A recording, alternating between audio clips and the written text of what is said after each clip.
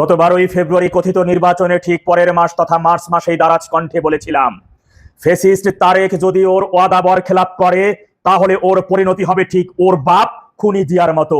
ওর শরীরের অবশিষ্ট অঙ্গ প্রত্যঙ্গ সর্বশেষ মাংস পিণ্ডলি পর্যন্ত খুঁজে পাওয়া যাবে না। দেশের 18 কোটি জনগণ সেটি ভাগ বাটোয়ারা করে নিয়ে যাবে। মনে হচ্ছে সেই সময়টা খুব কাছাকাছি চলে আসছে। মনে রাখবেন, রশি ধরে ঝুলে থাইকা কোন রকম নিঃশ্বাস নিয়ে বেঁচে থাকতে হইলে ফেসিস্ট তারেকের দিল্লি সফরে যেতেই হবে। এই ছবিটা একটু ভালো কইরা দেখেন, এইখানে কে মন্ত্রী আর কে রাষ্ট্রদূত একটু ভালো কইরা দেখেন তো। বডি ল্যাঙ্গুয়েজটা একটু বুঝা নিয়েন। কিন্তু পার্শ্ববর্তী বন্ধু প্রতিম রাষ্ট্র এতবার আমন্ত্রণ জানাবে আর আপনি তাদের অপমান করবেন, সফরে যাবেন না। এইখানে দেশের 18 কোটি মানুষের ভাগ্য নির্ধারণের ব্যাপার রয়েছে। আজকে দেশের জনগণ কিন্তু বিদ্যুৎ, অত্যাবশ্যকীয় প্রয়োজন গ্যাস, জ্বালানি তেল উভয় একটা মহা সংকটের মধ্যে পড়ছে। আর এই সংকট থেকে উত্তোলিত হলে তার জন্য সবচাইতে সহযোগিতার হাত যিনি সবার আগেই বাড়িয়ে দিতে পারেন তিনি আপনার পার্শ্ববর্তী ওই বন্ধু প্রতিম রাষ্ট্রটি। পানির মধ্যে বসবাস করবেন আর কুমিরের সাথে লড়াই করবেন, এমনটা চিন্তা করাটা তো সবচাইতে বড় আত্মঘাতী। আবারও আপনাদের সামনে পুনর্ব্যক্ত করে বলতেছি, ভারত সফরে যাবে না। ফেসিস্ট তারেকের এমন দুঃসাহস বা এমন কলিজা ওর মধ্যে নাই। মনে রাখবেন, ও যাবে, ওর যেতে হবে। আর যদি না যায় তাহলে তো আরো ভালো। এবারে দেশের 18 কোটি জনগণের উদ্দেশ্যে বলতে চাই, ভাইরা আমার, আপনারা সারাদিনে দেখা যাচ্ছে 24 ঘন্টায় 3 থেকে 4 ঘন্টা বিদ্যুৎ পান। কোন কোন এলাকায় সর্বোচ্চ 7 থেকে 8 ঘন্টা বিদ্যুৎ পান। বাকি 16 ঘন্টা আপনাদের অন্ধকারের মধ্যে থাকতে হয়। আর এই 6-7 ঘন্টা বিদ্যুৎ পাওয়ার পরে আমরা দেখতে পাই মাস শেষ হতেই যাদের পুরাতন মিটার তাদের বিদ্যুৎ বিল 3000, 4000, 5000 করে চলে আসে। আর যাদের ডিজিটাল মিটার ওরা তো এখন নিরুপায়। আপনারা যাদেরকে পুরানা মিটার গুলো আছে কোনোভাবেই ডিজিটাল মিটার লাগাতে দিবেন না। যদি লাগাতে আসে উত্তম মাধ্যম দিয়ে এলাকা ছাড়া করে দিবেন। আর বিদ্যুৎ বিল লিখতে যদি আসে উত্তম মাধ্যম দিয়ে দেবেন, তাকে কারেন্টের খাম্বার সাথে বেঁধে রাখবেন। বিদ্যুৎ বিলের কাগজ নিয়ে আসলে কারেন্টের খাম্বার সাথে বেঁধে দিবেন। আপনার এলাকায় বিদ্যুতের কোনো কর্মকর্তা কর্মচারীকে ঢুকতে দিবেন না। তাদের উদ্দেশ্যে একটা কথাই বলবেন, তোমরা মানুষ, আমরা তোমাদের ভালোবাসি। আমরা জানি এই ফ্যাসিস্ট সরকারের কর্তৃক তোমরা তাদের কাছে জিম্মি হয়ে আছো। বিদ্যুৎ তোমাদের দেওয়ার নিয়ম নাই, যদি কিন্তু তোমরা একটি সমিতি পরিচালনা করো। কিন্তু আমি তো এত সব দেখবো না। আমি গ্রাহক, আমি জিনিস পাবো, ভোগ করব, তোমাকে পয়সা দেবো। কিন্তু জিনিস পাবো না, তোমাকে পয়সা দেবো, এই রকমের চুদুর বুদুর মিলাচ্ছরি দেশের জনগণের সাথে চলবে না। তাই আপনারা ওদের বিরুদ্ধে কঠোর অবস্থানে নেবেন। যতদিন পর্যন্ত এই দেশে বিদ্যুৎ, গ্যাস, পানি, চিকিৎসা, অন্ন, বস্ত্র এইগুলো আপনাদের অন্তত পক্ষে ন্যূনতম 70% নিশ্চিত না হবে, ততদিন পর্যন্ত ওই সরকারের মধ্যে থাকা যাদের মাধ্যমে চাঁদাবাজি করে লক্ষ লক্ষ কোটি টাকা এরই মধ্যে হাতিয়ে নিয়েছে এই বিদ্যুৎ মন্ত্রী টুকু এবং ফ্যাসিস্ট তারেক গং, গ্যাসের দাম অতিরিক্ত বৃদ্ধি করেও গ্যাস পাওয়া যাচ্ছে না, সিন্ডিকেট তৈরি করে এবং প্রাকৃতিকভাবে নিজেরা ইচ্ছাকৃতভাবে গ্যাসের সংকট বাড়িয়ে দিয়ে সেই গ্যাসের মূল্য বৃদ্ধি করে দিয়ে এর থেকে হাজার হাজার কোটি টাকা এরই মধ্যে ওরা বিদেশে পাচার করে নিয়েছে। আমি এর আগেও বলেছিলাম, আগামী দেখবেন এই আগামী যতগুলো মাস এই ফ্যাসিস্ট তারেক সরকার থাকবে প্রত্যেক মাসে ওরা নতুন করে গ্যাস এবং বিদ্যুৎ ও জ্বালানি তেলের দাম বৃদ্ধি করতেই থাকবে। দেশের মানুষ আজকে চরম বিপর্যস্ত অবস্থায়। ডিলার আছে, সার নাই, কারেন্টের খাম্বা আছে, কারেন্ট নাই, তেলের পাম্প আছে, তেল নাই। নিত্য প্রয়োজনীয় দ্রব্য মূল্য যখন আকাশ ছোঁয়া, ঠিক এমন সময় ফ্যাসিস্ট তারেক জনগণের সামনে ওর গৃহপালিত মিডিয়ার মাধ্যমে একটা জিনিস প্রচার করে নিয়ে আসেন যে দেশের 55% অধিক জনগণ নাকি ওর অপকর্মের সাথে যুক্ত এবং তাকে সমর্থন করে। এটা 55% দেশের জনগণকে সমর্থন করে না। দেশের চাঁদাবাজ, দেশের দুর্নীতিবাজ, চোর আর ওর দলের মব সন্ত্রাসীরাই মূলত যে 50%টা ওকে সমর্থন করতেছে। কারণ তাদেরকে বিগত 6 মাসের ব্যবধানে এই দেশের 1800-এর অধিক নিরীহ সাধারণ মানুষকে হত্যা করেছে এই ফ্যাসিস্ট তারেক। তারা বিভিন্ন সময় মব সন্ত্রাসী চাঁদাবাজদের হাতে খুন হয়েছে, কিন্তু একজন খুনিকেও এই ফ্যাসিস্ট সরকার গ্রেপ্তার করতে পারে নাই। অন্যদিকে আপনারা দেখেছেন যখন কারা মহাপরিদর্শক মিডিয়ার সামনে এসে সত্যকে প্রকাশ করে দিলেন যে ডেভিল ইনুস সরকারের সময় কারাগারে বন্দী থাকা 166 জন শীর্ষ জঙ্গি যে কারা থেকে পালিয়ে গিয়েছিল তাদের নথিটা পর্যন্ত এখন তারা খুঁজে পাচ্ছে না, সেগুলো পুড়িয়ে দেওয়া হয়েছে। কোথায় সেই সকল জঙ্গিরা? যখন তিনি সেই গোপন কথা ফাঁস করলেন তাকে সাথে সাথেই কারা অধিদপ্তর থেকে বের করে দিয়ে সেনাবাহিনীতে পাঠিয়ে দেওয়া হলো। আপনারা দেশের জনগণ, আপনারা যদি ফুসে না ওঠেন তাহলে কিন্তু এই ফ্যাসিস্ট তারেক এবং এই জামাতি জোট সরকার হাত থেকে বাংলাদেশকে রক্ষা করা যাবে না। এরই মধ্যে চায়না সহ একাধিক বিদেশিরা তারা বলে দিয়েছেন আগামী ফেব্রুয়ারি মাস তথা শেখের বেটি যতদিন পর্যন্ত দেশে প্রবেশ না করছেন, যতদিন পর্যন্ত তার প্রত্যাবর্তন না হচ্ছে, ততদিন পর্যন্ত তারা এই দেশে এক কানা করে পয়সাও বিনিয়োগ করবে না।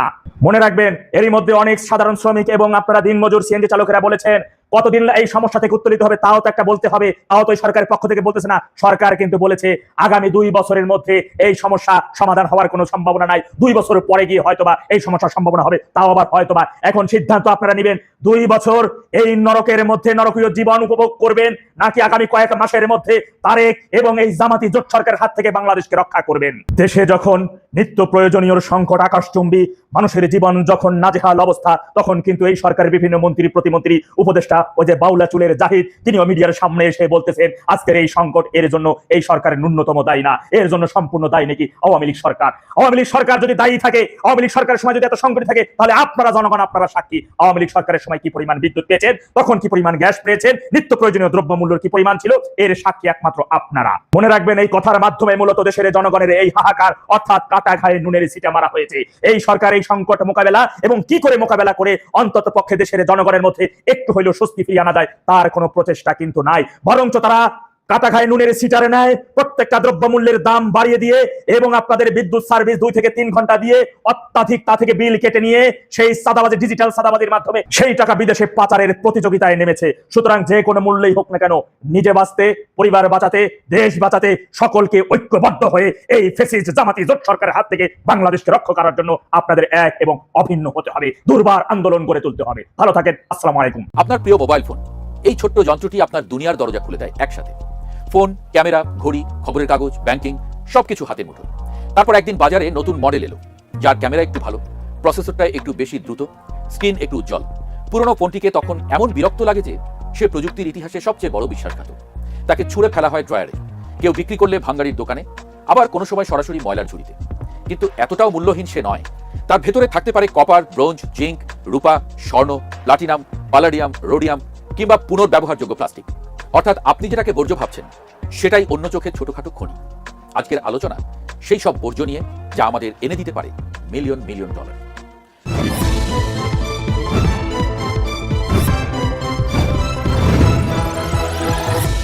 ফেলনা অকেজো জিনিসটার দাম কত হতে পারে ধারণা করুন তো। আচ্ছা, আমি বলে দিচ্ছি, বাংলাদেশের ই বর্জ্যের বাজারের বার্ষিক আনুমানিক মূল্য প্রায় 6,000 কোটি টাকা। অথচ দুর্বল ব্যবস্থাপনা ও আনুষ্ঠানিক রিসাইক্লিং এর অভাবে প্রতি বছর প্রায় 5,500 কোটি টাকার সম্ভাবনা হাতছাড়া হচ্ছে বলে দাবি বিশেষজ্ঞ ও গবেষকদের। অর্থাৎ আমাদের সামনে টাকা পড়ে আছে, শুধু আমরা সেটিকে টাকা বলে চিনতে পারছি না, বরং তাকে ময়লা বলে সরিয়ে দিচ্ছি। ই বর্জ্য আসলে কি? ই বর্জ্য বলতে আমরা এমন সব বৈদ্যুতিক ও ইলেকট্রনিক যন্ত্রকে বুঝি যেগুলো আর ব্যবহারযোগ্য নয় কিংবা মানুষ ফেলে দিয়েছে। Mobile, computer, laptop, television, fridge, AC, battery, charger সবই একদিন এই তালিকায় ঢুকে। প্রযুক্তি যত দ্রুত বদলাচ্ছে, এই তালিকাটিও তত দ্রুত লম্বা হচ্ছে। নতুন স্মার্টফোন বাজারে আসে, নতুন ল্যাপটপ আসে, পুরনোটি আর মনে ধরে না। যন্ত্রটি কাজ করতে পারলেও মানুষের মন বলে নতুনটি চাই। প্রযুক্তির বাজার মানুষের এই মনস্তত্ত্ব বেশ ভালো করেই বোঝে। তাই প্রতি বছর নতুন মডেল, নতুন ফিচার, নতুন আকর্ষণ। আর পুরনো যন্ত্রের ভাগ্যে জমা হয় আরও একটি শব্দ, বর্জ্য।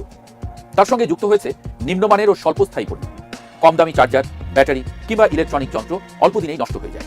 ফলে ই বর্জ্যের পাহাড় তৈরি হয় আরও দ্রুত। শুধু আমাদের নিজেদের ব্যবহৃত পণ্যই নয়, আন্তর্জাতিক বাণিজ্যের পথেও ই বর্জ্য উন্নয়নশীল দেশে ঢোকে। কখনো ব্যবহৃত পণ্য, কখনো রিসাইক্লিং উপকরণ নামের পোশাক বদলালে বর্জ্য তো বর্জ্যই। ফলে বাংলাদেশের মতো দেশে স্থানীয়ভাবে উৎপন্ন বর্জ্যের সঙ্গে বাইরের চাপও যোগ হচ্ছে। এখন আসি বিপদের জায়গায়। ই বর্জ্যকে দেখতে যত নিরীহ মনে হয়, তার ভেতরের গল্প ততটা নিরীহ নয়। সীসা, পারদ, ক্যাডমিয়াম, লিথিয়াম এবং ব্রোমিনযুক্ত বিষাক্ত পদার্থ থাকতে পারে এসব যন্ত্রে। এগুলো নিরাপদভাবে ব্যবস্থাপনা না করলে মাটি, পানি ও বাতাস দূষিত হয়। মূল্যবান ধাতু বের করার জন্য অনেক জায়গায় পুরনো তার, সার্কিট বোর্ড কিংবা অন্যান্য যন্ত্রাংশ খোলা জায়গায় পোড়ানো হয়। ধাতু পাওয়া যায় ঠিকই, কিন্তু তার সঙ্গে বাতাসে মিশে যায় বিষাক্ত ধোঁয়া। দীর্ঘদিন এমন পরিবেশে থাকলে শ্বাসকষ্ট, ফুসফুসের জটিলতা, ত্বকের রোগ এবং ক্যান্সারের ঝুঁকিও বাড়তে পারে। বিষাক্ত পদার্থ শুধু বাতাসে থেমে থাকে না, মাটিতে যায়, জলাশয়ে যায়, ভূগর্ভস্থ পানিতে ঢোকার সুযোগ তৈরি করে। তারপর কৃষিজমি, ফসল ও খাদ্য শৃঙ্খলের পথ ধরে সেই বিষ মানুষের শরীরেও পৌঁছতে পারে। অর্থাৎ আমরা যে মোবাইলটি ময়লায় ফেললাম, সেটি হয়তো সেদিনই আমাদের চোখের সামনে থেকে অদৃশ্য হয়ে গেল, কিন্তু তার গল্প সেখানেই শেষ হলো না। সে মাটি দিয়ে, পানি দিয়ে, বাতাস দিয়ে আবার আমাদের কাছেই ফিরে আসে। সবচেয়ে দুঃখজনক বিষয়, এই কাজের সঙ্গে অনেক সময় শিশু ও নিম্ন আয়ের শ্রমিকরা জড়িয়ে থাকেন। জীবিকার প্রয়োজনে তারা নিরাপত্তাহীন পরিবেশে ই বর্জ্য আলাদা করেন, হাত দিয়ে ভাঙেন, মূল্যবান ধাতু বের করেন। অর্থাৎ প্রযুক্তির সুবিধা ভোগ করে এক শ্রেণী, আর তার বিষাক্ত পরিণতির সঙ্গে লড়াই করে আর এক শ্রেণী। বাংলাদেশের প্রযুক্তি পণ্যের বাজার দ্রুত বড় হচ্ছে, কিন্তু বর্জ্য ব্যবস্থাপনা সেই গতিতে হাঁটছে না। সাধারণ মানুষও জানেন না পুরনো ফোন, ব্যাটারি, চার্জার বা ল্যাপটপ কোথায় নিরাপদে জমা দিতে হবে। বাংলাদেশের মোবাইল আমদানিকারক সংস্থার তথ্য অনুযায়ী প্রতি বছর দেশে 3.5 কোটি মোবাইল ফোন বিক্রি হয়। এসব ফোন সাধারণত 2 থেকে 4 বছর পর্যন্ত ব্যবহার হয়। হিসাব অনুযায়ী প্রতি বছর প্রায় 30 লাখ মোবাইল ই বর্জ্যে পরিণত হচ্ছে। সংশ্লিষ্টদের অনুমান প্রতি মাসে প্রায় 500 কোটি টাকার phone, laptop, fridge, television, printer, AC সহ বিভিন্ন ইলেকট্রনিক যন্ত্র নষ্ট হয়। যদিও আনুষ্ঠানিকভাবে অচল বা ত্রুটিপূর্ণ এসব পণ্যের মোট পরিমাণ জানা যায়নি। আর এখানেই লুকিয়ে আছে বাংলাদেশের বড় সম্ভাবনা। পুরনো ফোন ভেঙে প্লাস্টিক, ধাতু ও আইসি আলাদা করা যায়। প্লাস্টিক শিল্প কারখানায় ব্যবহার হতে পারে। ধাতু থেকে পাওয়া যেতে পারে তামা, ব্রোঞ্জ, দস্তা ও রূপা। উন্নত মানের সার্কিট বোর্ডে পাওয়া যেতে পারে স্বর্ণ, প্লাটিনাম, প্যালাডিয়াম, রোডিয়াম। অর্থাৎ ই বর্জ্যকে যদি ঠিকমতো সামলানো যায় তাহলে একদিকে পরিবেশ বাঁচবে, অন্যদিকে আমদানি নির্ভরতা কমবে। বিদেশ থেকে নতুন করে যে মূল্যবান ধাতু আনতে হয় তার কিছু অংশ পুরনো যন্ত্র থেকেই উদ্ধার করা সম্ভব। গত অক্টোবরে ই বর্জ্য শিল্পের সঙ্গে যুক্ত ব্যক্তিদের সঙ্গে সরকারের নীতি নির্ধারকদের বৈঠকে বিশেষজ্ঞরা জানান, বাংলাদেশে প্রতি বছর 367 মিলিয়ন কেজি ই বর্জ্য উৎপাদিত হয় এবং তা প্রতি বছর প্রায় 30% হারে বাড়ছে। এর 1/3 আসছে স্মার্ট ডিভাইস থেকে। ট্রান্সপারেন্সি ইন্টারন্যাশনাল বাংলাদেশ বা টিআইবির গবেষণার চিত্র আরও চিন্তার। বাংলাদেশের 97% ই বর্জ্য অনানুষ্ঠানিকভাবে প্রক্রিয়াজাত হয়। আনুষ্ঠানিক রিসাইক্লিং কেন্দ্রে যায় মাত্র 3%। 2021 সালে বিপজ্জনক বর্জ্য ব্যবস্থাপনা বিধিমালা করা হলেও সেটির বাস্তবায়ন নিয়ে বড় প্রশ্ন রয়েছে। অনানুষ্ঠানিক ব্যবসায়ীরা ঝুঁকিপূর্ণ পদ্ধতিতে ইলেকট্রনিক যন্ত্র ভাঙছেন। এতে শ্রমিকেরা, বিশেষ করে নারীরা, বিষাক্ত পদার্থের সংস্পর্শে পড়ছেন। আর ভোক্তাদের অবস্থাও খুব আশাব্যঞ্জক নয়। টিআইবির গবেষণা বলছে 88% ভোক্তা জানেন না কিভাবে সঠিকভাবে ই বর্জ্য ফেলতে হয়। 72% মানুষ নষ্ট ডিভাইস ঘরেই রেখে দেন। অর্থাৎ আমাদের ঘরের ড্রয়ারও এক একটি ক্ষুদ্র ই বর্জ্যের গুদাম। পুরনো ফোন, ব্যাটারি, চার্জার, নষ্ট হেডফোন সব সেখানে অবসরপ্রাপ্ত সরকারি কর্মকর্তার মতো বসে আছে। কেউ জানেন না তাদের পরবর্তী দায়িত্ব কি। আন্তর্জাতিক ক্ষেত্রেও সমস্যা রয়েছে। সরকারি নিষেধাজ্ঞা সত্ত্বেও সবশেষ 3 বছরে প্রতি বছরে আনুমানিক 15,000 টন ই বর্জ্য রপ্তানির তথ্য এসেছে। এর মধ্যে 4,040 টন পিআইসি ব্যবস্থার আইন লঙ্ঘন করে রপ্তানি করা হয়েছে বলে গবেষণায় উল্লেখ করা হয়েছে। প্রিন্টেড সার্কিট বোর্ড ও আইসি রপ্তানির ক্ষেত্রেও জলবায়ু ও পরিবেশগত ঝুঁকি নিয়ে উদ্বেগ রয়েছে। WEEE সোসাইটির তথ্য অনুযায়ী দেশের প্রতিজন মানুষ বছরে গড়ে 2.2 কেজি ই বর্জ্য উৎপাদন করে। সঠিকভাবে পুনর্ব্যবহার করা গেলে প্রায় 500 মিলিয়ন মার্কিন ডলার অর্থাৎ বাংলাদেশি মুদ্রায় প্রায় 5,500 কোটি টাকা সাশ্রয় বা পুনরুদ্ধারের সম্ভাবনা রয়েছে। কিন্তু অনানুষ্ঠানিক রিসাইক্লিং সেই সম্ভাবনাকে সম্পদে পরিণত করার বদলে দূষণে পরিণত করছে। সংস্থাটির বক্তব্য অনুযায়ী মূল্যবান উৎপাদন রপ্তানির মাধ্যমে বিদেশি কোম্পানিগুলো লাভবান হচ্ছে আর বাংলাদেশ পাচ্ছে তার ক্ষুদ্রতম অংশ। আবার প্রতি বছর ই বর্জ্যে রূপান্তরিত হওয়া মোবাইল ফোনের মাত্র 20% আনুষ্ঠানিকভাবে রিসাইক্লিং প্রতিষ্ঠানের কাছে আসে বলে সংশ্লিষ্টরা জানিয়েছেন। কারণ অনেক ভোক্তা ফোন বারবার মেরামত করেন কিংবা ঘরেই রেখে দেন। ফলে আনুষ্ঠানিক রিসাইক্লিং শিল্প প্রয়োজনীয় কাঁচামাল পায় না। সমস্যা শুধু আজকের মোবাইল ফোনে সীমাবদ্ধ থাকবে না। টিআইবির অনুমান অনুযায়ী 2025 থেকে 2060 সালের মধ্যে সৌর প্যানেল থেকেই 55 লাখ টন ই বর্জ্য তৈরি হতে পারে। গত 3 অর্থ বছরে আমদানি করা 16,724টি বৈদ্যুতিক যানবাহনের ব্যাটারি রিসাইক্লিংয়েরও স্পষ্ট কাঠামো নেই। ভোটের জন্য আনা ইভিএমেও ই বর্জ্যের ঝুঁকি রয়েছে। অর্থাৎ আজকের মোবাইল ফোনের বর্জ্য যদি আমরা সামলাতে না পারি, আগামী দিনের সৌর প্যানেল আর অটোরিকশা গাড়ির ব্যাটারি আমাদের সামনে আরো বড় প্রশ্ন হয়ে দাঁড়াবে। তাহলে করণীয় কি? প্রথম কাজ হলো ই বর্জ্যকে সাধারণ ময়লা হিসেবে দেখা বন্ধ করা। বড় শহরগুলোতে নির্দিষ্ট সংগ্রহ কেন্দ্র তৈরি করতে হবে। মানুষকে জানাতে হবে কোথায় পুরনো ফোন, ব্যাটারি, চার্জার বা অন্যান্য ইলেকট্রনিক পণ্য জমা দিতে হয়।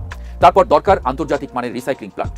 এমন ব্যবস্থা যেখানে পরিবেশ দূষণ না করে মূল্যবান উপাদান উদ্ধার করা যাবে। খোলা জায়গায় পোড়ানো কিংবা অনিরাপদভাবে ভাঙার সংস্কৃতি বন্ধ করতে হবে। এর সঙ্গে দরকার ইপিআর, এক্সটেন্ডেড প্রডিউসার রেসপন্সিবিলিটি। অর্থাৎ যে কোম্পানি পণ্য বাজারে আনবে সেই পণ্য ব্যবহারের পর কি হবে সেই দায়িত্বের অংশও তাকে নিতে হবে। শুধু লাইসেন্স দিলেই হবে না, দরকার বাধ্যবাধকতা, প্রণোদনা এবং জবাবদিহিতা। ই বর্জ্য শিল্পের সঙ্গে সংশ্লিষ্টদের বক্তব্য পরিষ্কার। বাণিজ্যিকভাবে এই বাজার বড় ও শক্তিশালী হচ্ছে, কিন্তু কাঠামোগতভাবে দুর্বল। সংগঠিতভাবে বর্জ্য সংগ্রহ, ইপিআর বাস্তবায়ন এবং জবাবদিহি ছাড়া হাজার কোটি টাকার সম্ভাবনা শেষ পর্যন্ত পরিবেশগত দায়ী পরিণত হবে। এখানেই বাংলাদেশের সামনে আসল পরীক্ষা। আমরা কি ই বর্জ্যকে সোনার খনি বানাবো নাকি বিষের পাহাড়? একই পুরনো মোবাইল ফোনের ভেতরে দুটি ভবিষ্যৎ লুকিয়ে আছে। একটি ভবিষ্যতে সেটি থেকে কপার, ব্রোঞ্জ, রূপা, স্বর্ণ, প্লাটিনাম, প্যালাডিয়াম উদ্ধার হবে। তৈরি হবে শিল্প, কর্মসংস্থান, আয়, কমবে আমদানি নির্ভরতা। অন্য ভবিষ্যতে সেই ফোন যাবে খোলা আগুনে, ধোঁয়া উঠবে, বিষ মিশবে বাতাসে, রাসায়নিক যাবে মাটিতে, পানিতে। ক্ষতিগ্রস্ত হবে শ্রমিক, কৃষিজমি, পরিবেশ ও জনস্বাস্থ্য। ফোনটির কোনো দোষ নেই, দোষ আমাদের ব্যবস্থাপনা। বাংলাদেশ প্রযুক্তির বাজারে পিছিয়ে থাকতে চায় না, এটা ভালো কথা। নতুন ফোন আসুক, নতুন কম্পিউটার আসুক, নতুন গাড়ি আসুক, সৌর প্যানেল বেড়ে যাক, কিন্তু প্রযুক্তির বয়স বাড়ার সঙ্গে সঙ্গে তার মৃত্যুর পরের ব্যবস্থাকেও আধুনিক হতে হবে। নইলে আমরা স্মার্টফোন ব্যবহার করব, স্মার্ট টিভি ব্যবহার করব, স্মার্ট গাড়ি চালাবো, কিন্তু বর্জ্যের ক্ষেত্র থেকে সেই পুরনো আমলেই থেকে যাব। আর তখন 5,500 কোটি টাকা শুধু হাতছাড়াই হবে না, সঙ্গে হাতছাড়া হবে পরিবেশ রক্ষার সুযোগ। সুতরাং প্রশ্নটা এখন আর শুধু পুরনো মোবাইল কোথায় ফেলবো সেটা নয়, প্রশ্নটা তার চেয়ে অনেক বড়। আমরা কি বর্জ্যের ভেতর থেকে সম্পদ উদ্ধার করতে শিখবো, নাকি সম্পদকে নিজের হাতে বিষে পরিণত করবো? কারণ ই বর্জ্যই একসঙ্গে বাংলাদেশের সম্ভাবনা এবং বিপদ দুটোই। সঠিক ব্যবস্থাপনায় এটি হতে পারে হাজার কোটি টাকার নতুন অর্থনৈতিক খাত, আর অব্যবস্থাপনায় সেই একই হাজার কোটি টাকার সম্পদ হয়ে উঠতে পারে বিষাক্ত পাহাড়। শেষ পর্যন্ত সিদ্ধান্তটা আমাদের।